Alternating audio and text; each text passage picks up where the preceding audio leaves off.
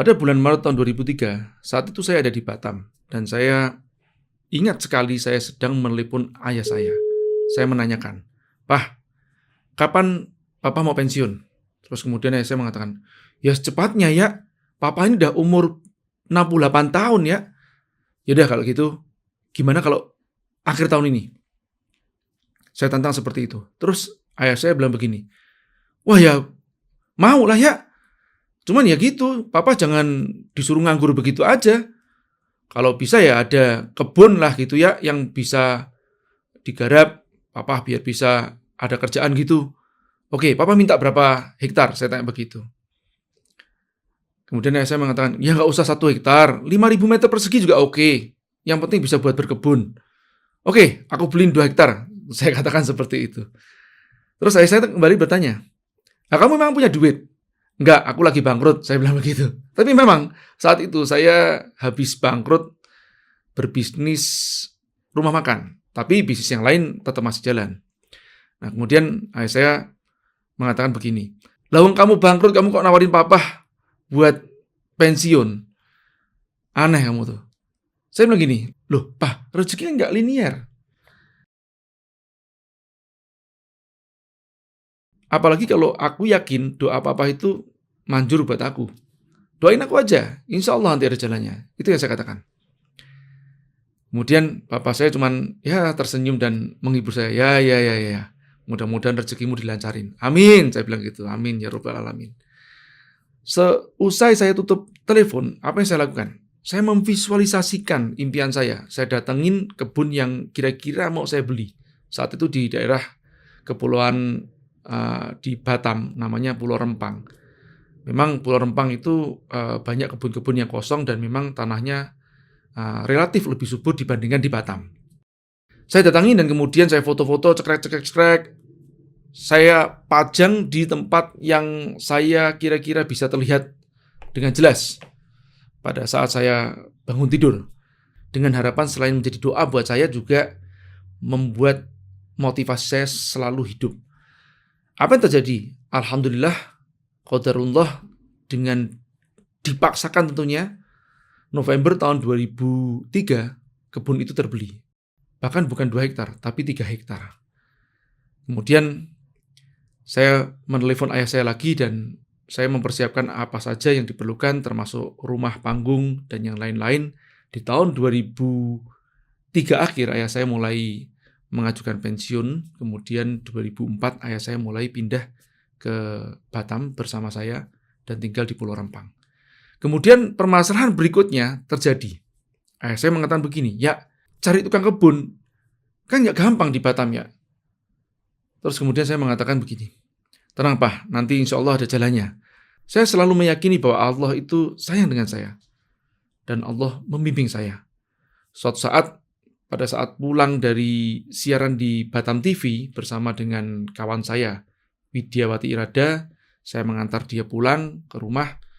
Kemudian di tengah jalan, ini jam setengah 10, jam 10-an malam kira-kira, di daerah Batu Haji, tiba-tiba ada sepeda motor nyelonong. Ya sudah jelas nyelonong itu artinya dia salah jalan ya. Dan kemudian tertabrak oleh saya. Dar! Wow, yang satunya kakinya pincang-pincang begitu dan kemudian keluar dari mobil, saya sudah seperti kayak ada kerusuhan begitu. Saya diteriakin ya, dengan orang yang mengemudi dan saya balik teriak juga, saya bilang gini, sebentar, ini mau cari siapa benar siapa salah atau mau diberesin ini? Itu kasihan tuh temenmu tuh pincang, saya bilang begitu sama dia. Terus kemudian dia tetap masih teriak-teriak begitu. Wah, masa udah hampir mengepung saya. Saya bilang, Mas, lihat ya, saya tenang nih, ya. Ini bapak ini nggak tenang nih. Sampean lihat semuanya. Mau sampean yang benar atau saya yang benar, mau sampean yang salah atau saya yang salah. Intinya kita sama-sama nggak ngimpi akan ada kejadian seperti gini. Saya mau cari solusi aja. Yang benar atau yang salah tetap akan diganti karena saya ada asuransi. Saya bilang begitu saat itu. Terus tiba-tiba polisi datang. Karena polisi datang mungkin si orang yang tertabrak tadi itu ketakutan. Bisa jadi mungkin dia tidak punya surat-surat dan lain-lain. Wah, cabutlah dia. Sebelum cabut saya kasih kartu nama nih. Nih, temuin saya di kantor saya. Saya bilang begitu. Ya, kemudian bubar jalan. 3 hari kemudian, mereka berdua datang ke tempat saya. Dan kemudian dengan tentu aja intonasi dan mimik muka yang berbeda sudah berdamai. Mereka, selamat siang Pak, saya bisa ngobrol sebentar. Wah iya nih saya tungguin Bapak ini. Kok saya pikir kok nggak datang-datang. Kenapa? Gimana kawannya sudah sembuh? Saya lihat kan, oh ternyata sudah sembuh dia. Nah terus kemudian saya bilang gini, mana saya minta SIM-nya sama STNK. Saya minta begitu. Nah, sini saya klaim ke asuransinya biar bisa diganti sama-sama. Terus dia bilang begini, ini karena orang Flores ya, jadi logatnya seperti gini. Saya datang kemari bukan untuk minta ganti. Saya berpikir mungkin kita berjumpa karena suatu sebab. Saya datang kemari untuk minta maaf. Dia bilang seperti itu. Wow, kejadiannya berbalik banget gitu kan. Terus kemudian apa yang saya pikirkan, ya sudah saya tanya sama dia. Oke Pak, saya mau tanya nih, Bapak ini namanya siapa? Alusius. Satu lagi siapa Mas namanya? Masih muda kan? Saya tanya. Saya Supri. Oke, sekarang Bapak ini apa profesi atau kerja atau usaha apa? Saya 14 tahun saya buruh tani di Malaysia. Saya paham masalah pertanian. Dia bilang begitu. Sekarang saya punya kebun liar. Hah? Kebun liar? Di mana kebun liarnya? Di dekat bandara? Dia bilang begitu. Saya terus kemudian langsung nggak pikir panjang. Saya bilang, antar saya ke kebunnya Bapak. Saya mau lihat. Nah, ke tempat Pak Alo nih. Baik, orangnya baik, luar biasa. Saya datang ke sana, kemudian saya melihat, wow, takjub saya. Ini orang ngerti banget pertanian. Ini saya melihat pertanian yang sistemnya sudah modern, tapi di tempat kebun liar. Terus saya bilang kepada dia seperti gini, Pak, saya punya kebun nggak liar, saya bilang begitu. Dan saya cari rekanan tukang kebun, atau yang bisa bercocok tanam.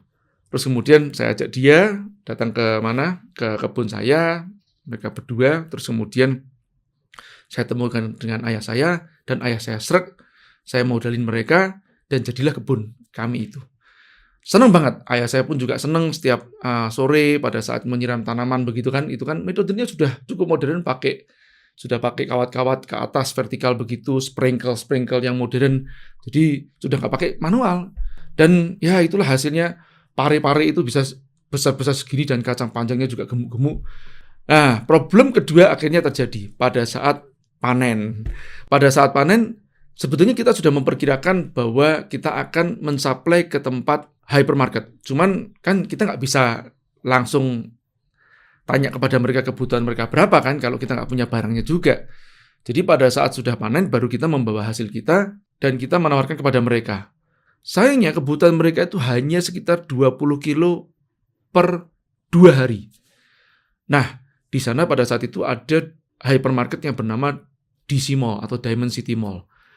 Hypermart sendiri baru akan buka di sana.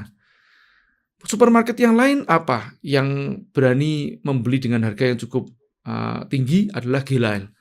Permasalahannya adalah daya serap hypermarket di sana dan supermarketnya adalah sekitar 40 kg per 2 hari untuk pari dan kacang panjang. Dan kita panen per 2 hari adalah 300 kg. Artinya ada sisa sekitar 200 kg lebih per 2 hari. Terus kita lempar kemana? Mau nggak mau, kita cari pembeli yang lain alias tengkulak di pasar. Nah, oleh tengkulak, kita ditawar dengan harga yang sangat murah, Rp4.000. Padahal kita bisa supply ke tempat hypermarket Rp7.500. Dan Anda tahu nggak? Mereka menjual berapa? Rp9.500 per kilogram. Wow! Saya nggak habis pikir, saya ditawar Rp4.000 ini bisa jadi ini cuma cost to cost atau istilahnya saya cuma balik modal saja. Terus kemudian saya tanya kepada mereka, si tengkulak nih, Teng, kalau aku beli sama kamu berapa per kilogram? Nah, dia menjawab 5.500. Kurang ajar, ini petani yang menanam dengan menunggu waktu 2-3 bulan baru panen, hanya mendapatkan keuntungan yang kecil. Dan sementara kalau saya berdagang, saya nggak usah menanam, saya bisa dapat 1.500 dan itu bisa harian. Wow, ya sudahlah, ini menjadi bahan pemikiran saya. Tapi, bagaimanapun saya menanam, nomor satu niatan saya memang untuk menyenangkan orang tua saya.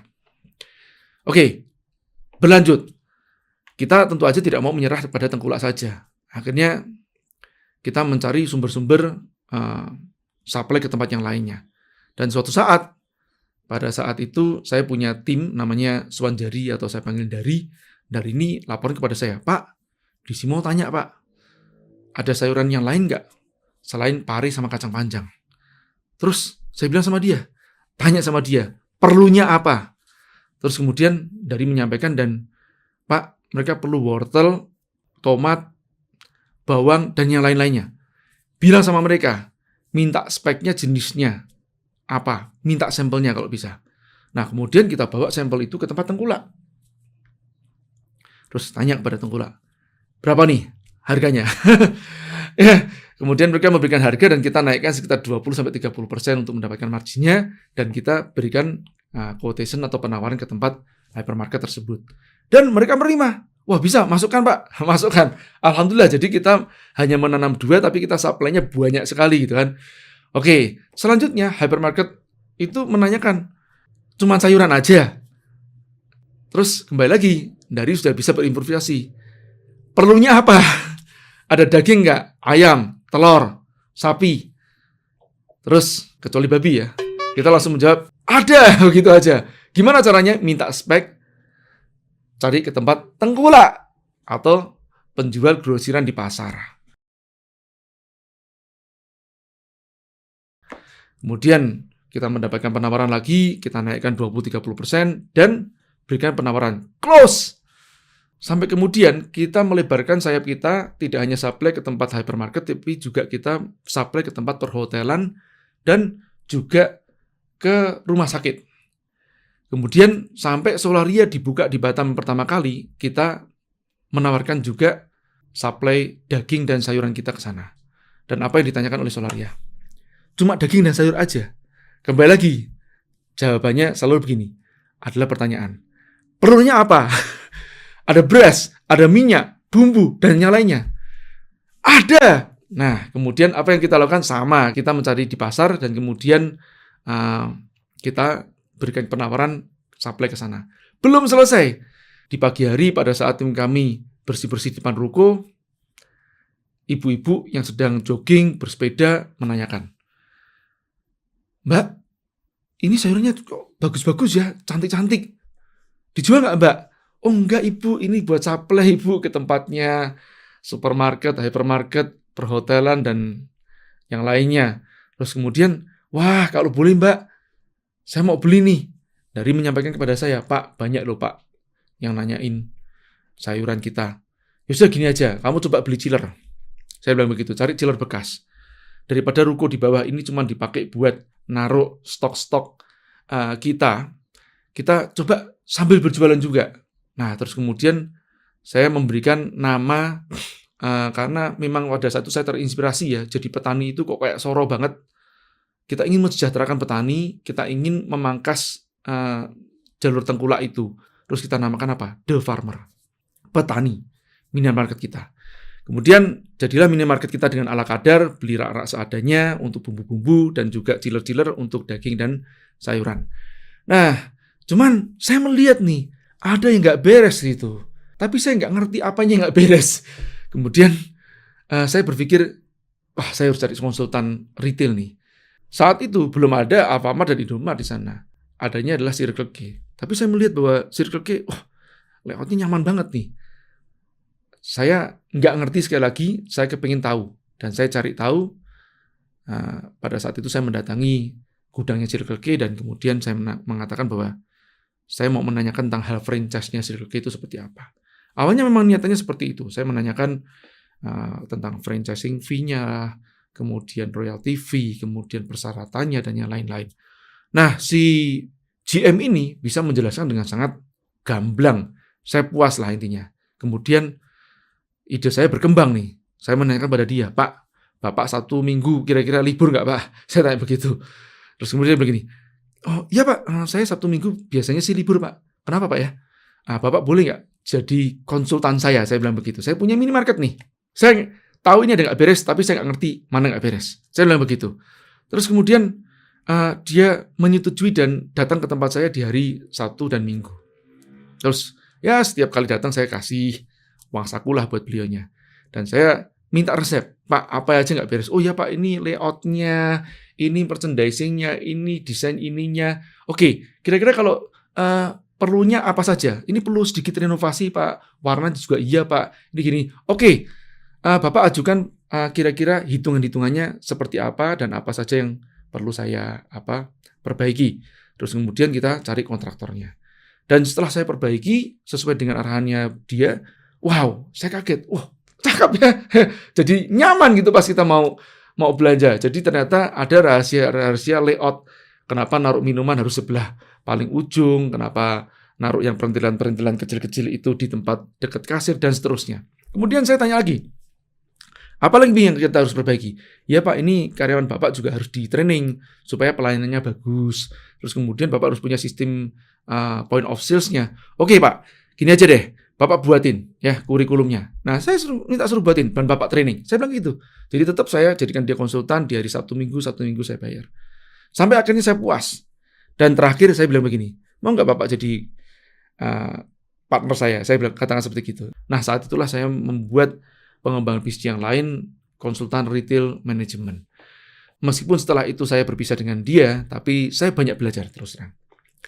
Teman-teman semuanya, kalau kita ambil garis merahnya, bahwa bisnis itu seperti apa sih? Kadang-kadang kita kebanyakan ketakutan yang berlebihan terhadap masa depan. Jangankan masa depan, masa samping aja, kita belum tentu bisa melihat.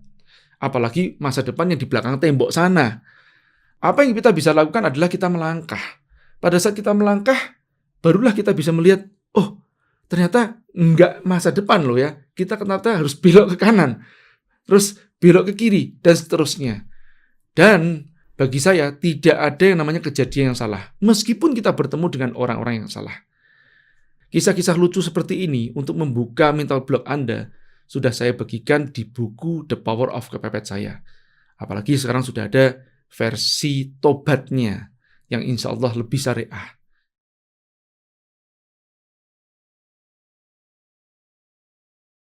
Silakan Anda baca dan temukan keberanian Anda di sana.